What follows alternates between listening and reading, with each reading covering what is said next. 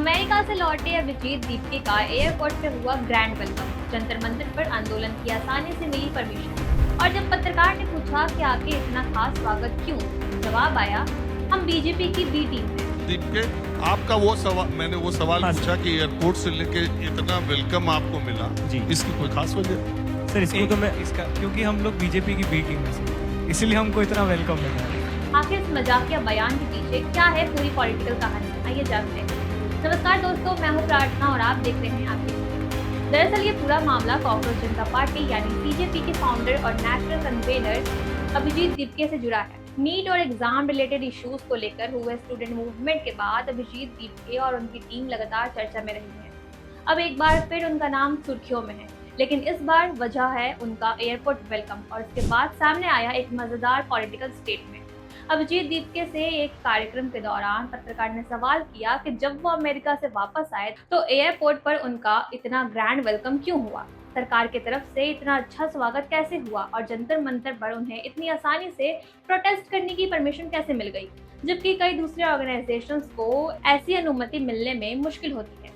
इसी सवाल के जवाब में अभिजीत दीपके के साथ मौजूद आशुतोष रांका ने मजाकिया अंदाज में कहा, हम बीजेपी की बी टीम हैं, इसलिए हमें इतना वेलकम मिला। उनके इस जवाब के बाद कार्यक्रम में मौजूद लोग हंसने लगे।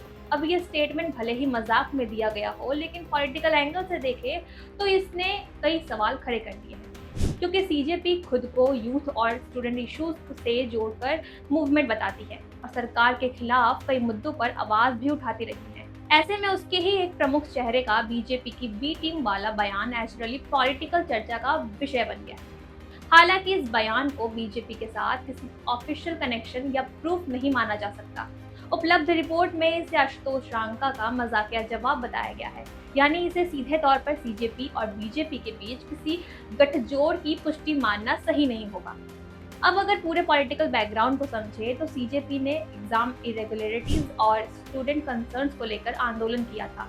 संगठन ने सरकार के साथ बातचीत के बाद अपना आंदोलन खत्म किया था, लेकिन अब सीजेपी ने फिर से प्रोटेस्ट का ऐलान किया है।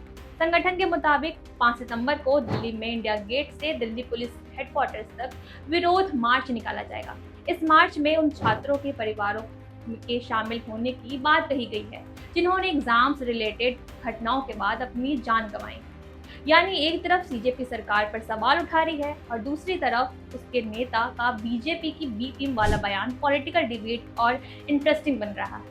अभिजीत दीपके का पॉलिटिकल बैकग्राउंड भी इस कहानी को और दिलचस्प बनाता है।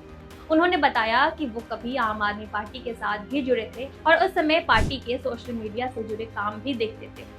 बाद में उन्होंने एएपी छोड़ दी। उनके मुताबिक इसके पीछे राजनीतिक विचारों का मतभेद नहीं बल्कि कम कमाई एक वजह थी और वो आगे की पढ़ाई के लिए विदेश चले गए थे।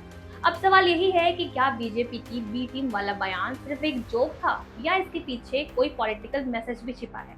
फिलहाल ऐसा कोई ऑफिशियल एविडेंस सामने नहीं है जिससे बीजेपी और सीजेपी के बीच किसी राजनीतिक गठजोड़ की पुष्टि हो, लेकिन इतना जरूर है कि एक छोटे से मजाकिया बयान ने सीजेपी को एक बार फिर पॉलिटिकल स्पॉटलाइट ला दिया है। तो आपको क्या लगता है, आशुतोष रांका का बीजेपी की बी टीम वाला बयान सिर्फ एक मजाक था या इसके पीछे कोई पॉलिटिकल संकेत भी है?